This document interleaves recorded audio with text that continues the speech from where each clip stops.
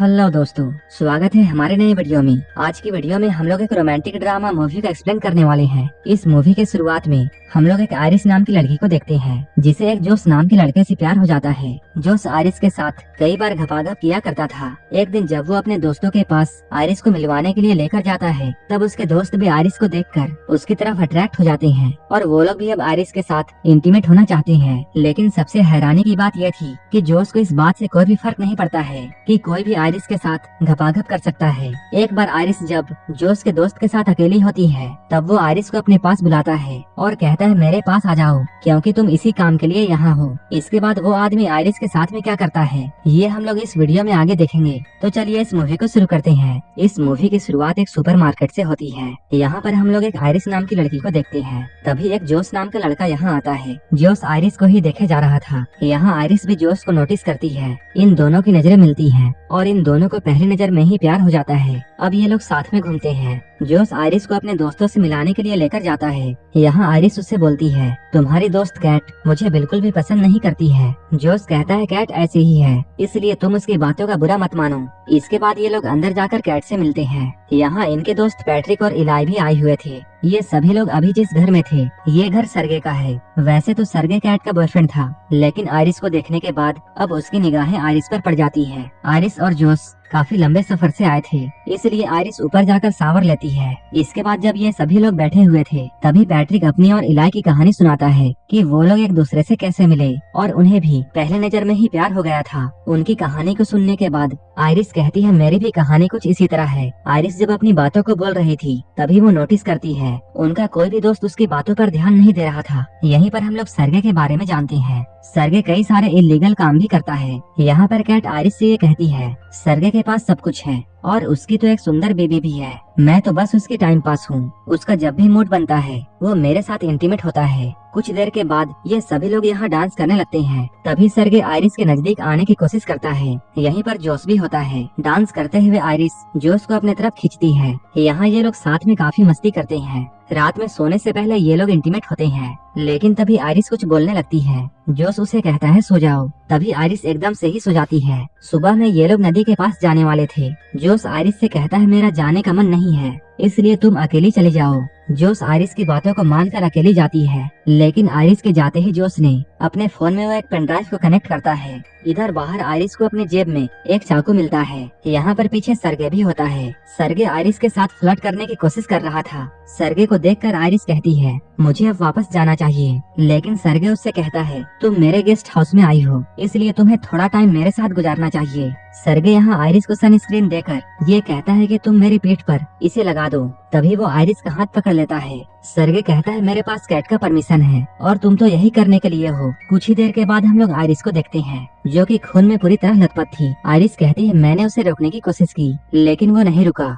और वो मेरे साथ जबरदस्ती करने वाला था। वो मुझे गला घोट कर मारना चाहता था, इसलिए मुझे उसे मारना पड़ा। ये सुनकर जोस आयरिस से कहता है सो जाओ। तभी आयरिस अचानक सो जाती है। यहीं पर हम लोग ये समझ पाते हैं आयरिस कोई इंसान नहीं बल्कि एक रोबोट है। अब इन लोगों ने आयरिस को बांध दिया। ये लोग आपस में ये बातें करते हैं। हम लोग पुलिस को साफ साफ कह देंगे कि सरगे के साथ सारा कुछ इसने किया है। यहाँ पर जोस इलाई से कहता है तुम बाहर जाकर पुलिस को फोन करो और मैं आयरिस को लास्ट बार गुड बाय कहना चाहता हूँ। इसके बाद वो आयरिस को ऑन करता है। ऑन होते ही आयरिस पूछती है तुमने मुझे बांध कर क्यों रखा है और मेरे साथ ये सब क्या हो रहा है। जोस यहाँ आयरिस को सब कुछ सच बताता है। वो कहता है तुम एक रोबोट हो और मैंने तुम्हें अपने लिए खरीदा था। तुम्हारी सारी की सारी फीलिंग्स बस प्रोग्रामिंग है। यहाँ पर जोस उसे अपने फोन से कंट्रोल करके उसे बताने की कोशिश करता है कि तुम सच में एक रोबोट हो, लेकिन आयरिस उसकी बातों पर विश्वास नहीं करती है। वो कहती है मुझे मेरी पूरी जिंदगी याद है। जोस कहता है वो सब भी आर्टिफिशियल झूठ है और न ही हम लोग किसी सुपरमार्केट में मिले थे, बल्कि तुम्हें तो मेरे घर में डिलीवर किया गया था। अब हम लोग उस वक्त को देखते हैं जब आयरिस जोस को दी जा रही थी। कंपनी वाले जोस से ये कहे थे कि ये रोबोट बिल्कुल सेफ है, ये कभी भी किसी इंसान या फिर किसी जानवर को हर्ट नहीं कर सकती है और न ही ये कभी आपसे झूठ बोलेगी। यहाँ तक कि आप इसे अपने तरीके से कस्टमाइज भी कर सकते हैं। आप इसके साथ जो भी कुछ करना चाहिए वो सब कुछ आप कर सकते हैं और जब भी आप इसे रिसेट करना चाहिए तब इसके कान के पीछे अपना थंब स्कैन कर देना होगा। इसके बाद जोस आयरिस के सामने बैठकर उसके अंदर लव वाला फीलिंग डेवलप करने लगता है, जिससे आयरिस को ऐसा लगता है जोस उसका बॉयफ्रेंड है और अब वो जोश को अपना सब कुछ मानती है। वो उसके साथ कई बार इंटीमेट भी होता है, लेकिन अब जोश ने आयरिस को सब कुछ बता दिया था। वो कहता है तुम्हारी सारी फीलिंग्स प्रोग्रामिंग है। ये सुनकर आयरिस रोने लगती है। आयरिस कहती है मैंने मान लिया कि मैं एक रोबोट हूँ, लेकिन फिर भी मैं तुमसे प्यार करती हूँ और मैं तुम्हारे साथ रहना चाहती हूँ। लेकिन तभी वहाँ पर कैट आती है। कैट जोश से कहती है इसे बंद करो, लेकिन जोश आयरिस को बंद करने के बजाय कैट से बातें करने लगता है। कैट कहती है ये हमारा प्लान नहीं था, तुमने उसे दोबारा ऑन क्यों किया? जोश कहता है मैं बस लास्ट बार उसे गुड बाय कहना चाहता था। यहीं पर हम लोग ये जानते हैं ये सारा का सारा कुछ जोश और कैट का प्लान था। इन दोनों ने मिलकर आयरिस के सेटिंग के साथ छेड़छाड़ की थी ताकि वो सरगे को मार दे। लेकिन इधर आयरिस पास में पड़े हुए चाकू की तरफ बढ़ती है। जब जोश उसे बंद करने के लिए उसके पास में आता है, तब आयरिस उसे जोर से एक मुक्का मारती है। कैट ये सब देखते रह जाती है। इसके बाद आयरिस जोश का फोन लेकर यहाँ से निकल जाती है। अब जोश ये सारी बातें इलाई को बताता है। वो कहता है मैंने ही आयरिस के सेटिंग के साथ में छेड़छाड़ की थी ताकि वो सरगे को मार दे और उसका सारा का सारा पैसा हमारा हो जाए। इसके बाद ये लोग इस पैसे में एक हिस्सा इलाई को भी देने की बातें करते हैं। इलाई कहता है तब तो एक हिस्सा पैट्रिक का भी होना चाहिए। जोश कहता है पैट्रिक का कैसे? यहीं पर हम लोगों के सामने एक और बड़ा खुलासा होता है कि पैट्रिक भी एक रोबोट है। ये लोग बातें करते हुए पैसों का 3 हिस्से करने के लिए मान जाते हैं, लेकिन पुलिस के आने से पहले उन्हें आयरिस को ढूंढना था ताकि वो लोग उसकी सेटिंग्स को पहले की तरह कर दे और पुलिस को उन पर शक ना हो। इधर आयरिस जोश का फोन लेकर आई थी और वो जोश के फोन को खोलकर अपनी सेटिंग्स खुद से ही चेंज कर लेती है और वो अपनी इंटेलिजेंस को 100% कर देती है। इसके बाद वो ये सोचती है कि अब वो इस जंगल से कैसे निकले। अगर आयरिस चुपचाप जोश के कार तक जाती है, तब वो जोश के फोन को यूज करके उसकी गाड़ी को खोल सकती है और आराम से यहाँ से निकल सकती है। लेकिन तभी यहाँ पर इलाई और पैट्रिक आ गए। लेकिन यहाँ पर हम लोग ये जानते हैं कि पैट्रिक को पहले से ये पता था कि वो एक रोबोट है। उसने ये बात अपने आप ही जान लिया था। पैट्रिक कहता है ये बात जानने के बाद भी मैं तुमसे उतना ही प्यार करता हूँ और तुम्हारी और मेरी पहली बार मिलने की जो मेमोरी है वो मेरे लिए बिल्कुल सच है। इलाई कहता है हाँ मैं भी तुमसे बहुत प्यार करता हूँ। लेकिन तभी जोश का फोन बजता है। इलाई ये समझ जाता है कि आयरिस यही है। आयरिस यहाँ से भागने की कोशिश करती है, लेकिन वो दोनों टकराकर गिर जाते हैं। ये लोग गन को लेने के लिए फाइट करते हैं, लेकिन इसी बीच इलाई को गोली लग जाती है। अब आयरिस फिर से भागती है और वो जल्दी से जाकर जोश के कार में बैठ जाती है, लेकिन ये कार बिना जोश के वॉइस कमांड के ऑन नहीं हो सकती है। इसके बाद आयरिस अपने कंट्रोल में जाकर अपनी आवाज चेंज करने की कोशिश करती है। तभी बाहर जोश एक पत्थर उठाकर कार के शीशे को तोड़ने की कोशिश करता है। ये शीशा टूटने ही वाला था, लेकिन तभी कार चल जाती है। अब आयरिस जोश को पीछे छोड़कर यहाँ से निकल जाती है। इधर जोश अंदर आकर सरगे का फोन ढूंढने लगता है। उसने सरगे के फोन से अपनी कार चोरी होने की कंप्लेन कर दी।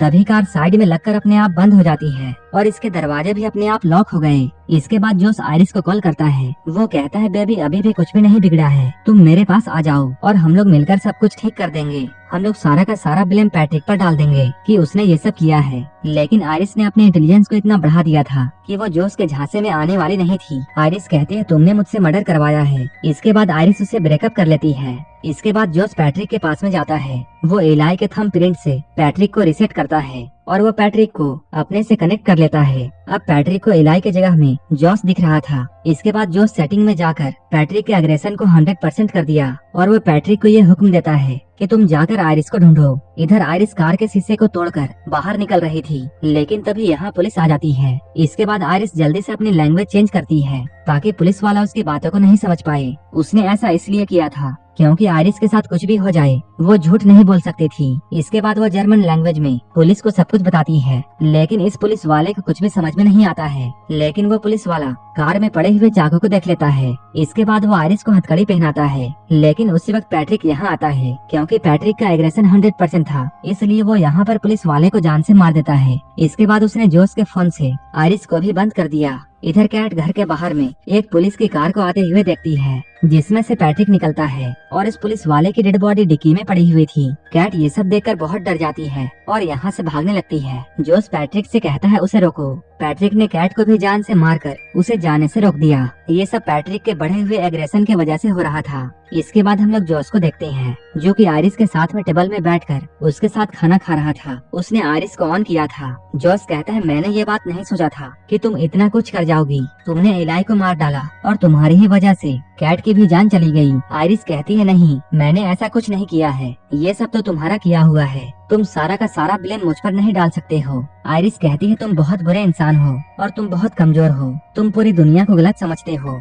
आयरिस अभी ये सब बातें बोल ही रही थी, तभी जोस अपने फोन को लेकर उसके इंटेलिजेंस को 0 कर देता है। जोस कहता है तुम बोलती हो कि तुम्हें दर्द फील होता है, तो आओ हम लोग टेस्ट करें। वो आयरिस के हाथ को जलते हुए कैंडल के ऊपर रखता है। उसी वक्त जोस के पास में आयरिस को बनाने हुए कंपनी से कॉल आता है। वो लोग यहाँ आ रहे थे। इधर आयरिस का हाथ जल चुका था। तब जोस ने कैंडल को बुझाकर उसके हाथ में गन थमा दी और वो आयरिस को ये ऑर्डर देता है कि तुम अपने आप को गोली मारो। इसके बाद आयरिस उसकी बातों को मानते हुए अपने आप को शूट कर लेती है। इधर कुछ ही देर के बाद आयरिस को लेने के लिए उसके कंपनी वाले आते हैं। यहाँ उन लोगों के सामने पैट्रिक एक पुलिस वाला बनता है, जिस पुलिस वाले को उसने मार दिया था। वो लोग पैट्रिक को देखकर ये कहते हैं तुम्हें देखकर ऐसा लगता है कि तुम्हारा चेहरा काफी जाना पहचाना है। लेकिन इन लोगों को याद नहीं आ रहा था कि इन्होंने पैट्रिक को कहाँ देखा है। तभी एक आदमी कहता है हमारा काम तो बस इस रोबोट को ले जाना है और बाकी का काम हमारे कंपनी वाले देख लेंगे। लेकिन आयरिस के साथ में जो भी कुछ हुआ था उन सभी की रिकॉर्डिंग आयरिस के मेमोरी में होती है और वो मेमोरी कार्ड उसके पेट के एरिया के पास में होती है, जो कि अभी भी बिल्कुल सेफ थी।